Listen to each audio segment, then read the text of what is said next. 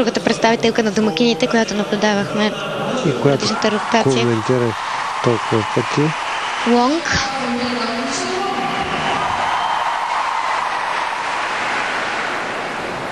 Махово превъртане. Ето във връзка с фликс обръщане на 360 градуса. Споменахме още като я видяхме Араба.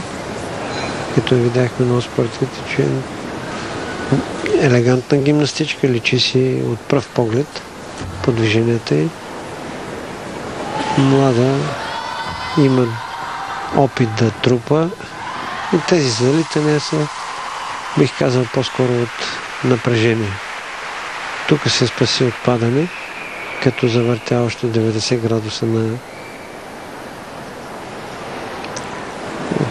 предвиденото едно въртене. Очакванията от гимнастичките на страната домакин са много големи, поради факта собствена публика, домакинство. Точно така е, както го спомена. Повечето състезатели казват, че не можа да се задържи да владее залитането и слезе от уреда. Най-трудно им е да играят пред собствена публика. Напрежението е двойно. Именно това имах предвид. Да. Това вместо да улеснява самите гимнастички, им създава повече притеснения.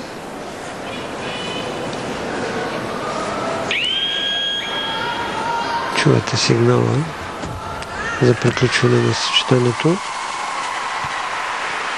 Минута и половина. Има 10 секунди да завърши съчетанието си след сигнала.